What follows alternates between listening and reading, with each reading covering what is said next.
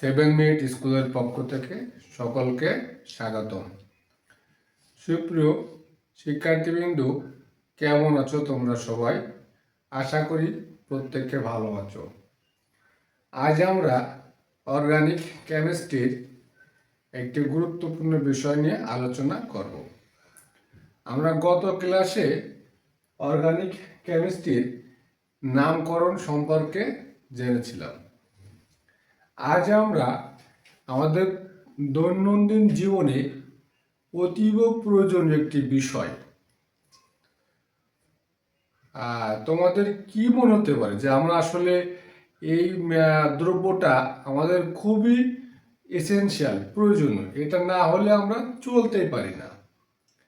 তা কেউ কি আসলে চিন্তা করতে পারে বিষয়টা কি হতে পারে, যেটা জৈব যৌগ অধ্যায়ের? চিন্তা করে দেখো তো, কেউ পারো কি না?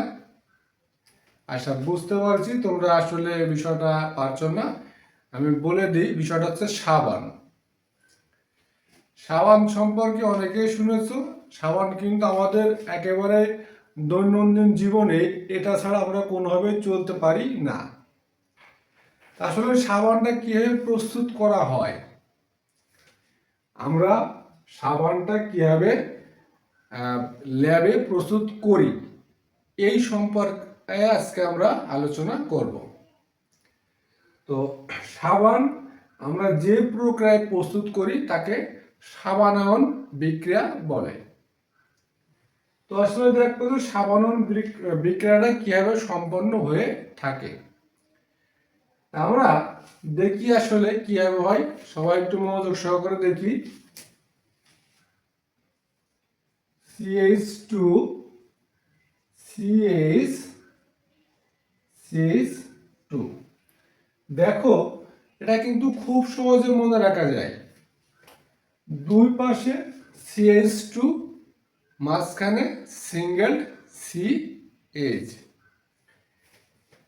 দেখো এখানে কার্বনের হাত ফাঁকা আছে না, প্রত্যেক জায়গায় কিন্তু হাত খালি রয়েছে। এই ফাঁকা হাতে আমরা কি দেব? দেখো তো কি দেওয়া যায়? COOR,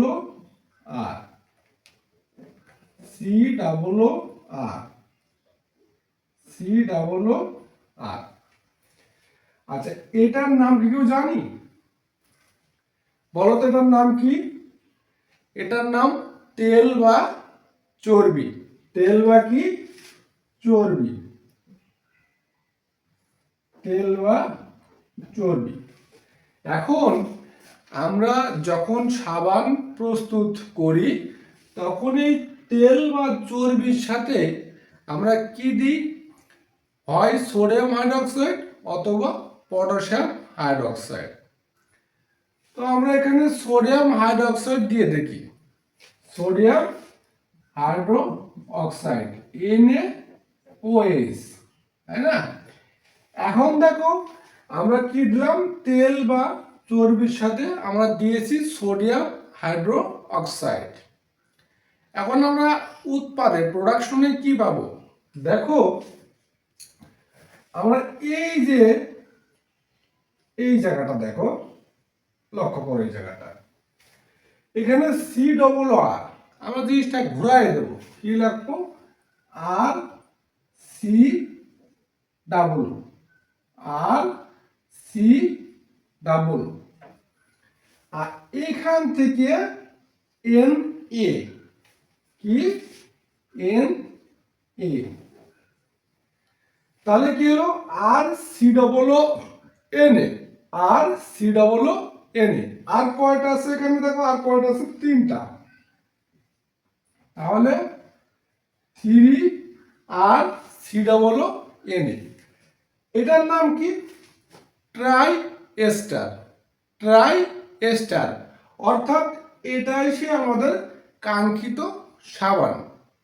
এখন এখানে কিন্তু আরো একটা বাই প্রোডাক্ট তৈরি হবে। আমরা যখন বিক্রিয়া করছি আমাদের মূল উপাদানের সাথে একটা বাই প্রোডাক্ট পাওয়া যাবে। সেটা কি? যেহেতু আমরা সাবান পেয়েছি, আর একটা বাই প্রোডাক্ট পাওয়া যাবে। সেটা কি? দেখো এখানে কি ছিল? আমার এখানে অবশিষ্ট কি আছে, CH2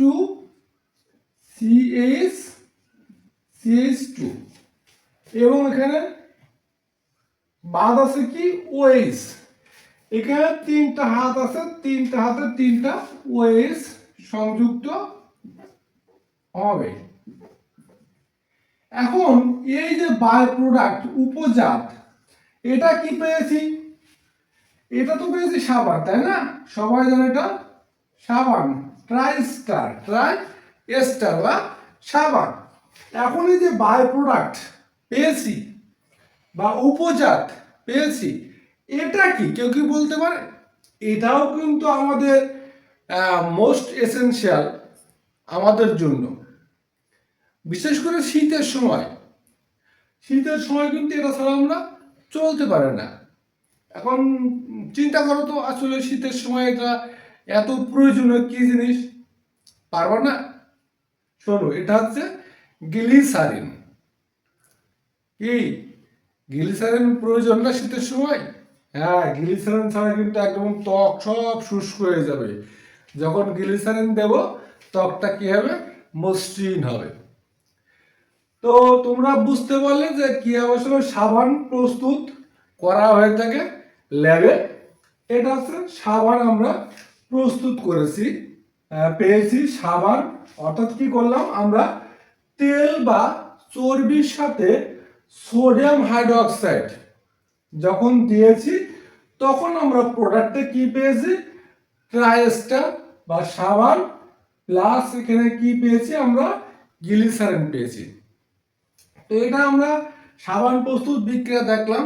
এটা আমরা পরবর্তী ক্লাসে এই বিক্রিয়ার ক্রিয়া কৌশল, কোন কোন ধাপে কি তৈরি হচ্ছে এবং সেটা কিভাবে সম্পন্ন হচ্ছে। সাবান তো আমরা এখানে খুব সহজ দেখলাম যে বিক্রিয়া করে সাবানটা পেয়ে যাচ্ছি। আসলে কি বিষয়টা সহজ প্রসেস না, এটা কিন্তু বিভিন্ন ধাপে ধাপে যে আমরা ব্যবহার উপযোগ্য এবং বাণিজ্যিকভাবে যখন বাজারে ছাড়ছে সেটা আমরা পাই। এবং আমরা পরবর্তী ক্লাসে কিভাবে সেটা একদম লাস্ট স্টেপে যখন বাণিজ্যিক উপায়ে বাজারজাত করা হয় সেই পর্যায়ে কিভাবে সম্পন্ন হয় আমরা সেই বিষয়ে আলোচনা করব। আজ এ পর্যন্তই, সকলে ভালো থেকো।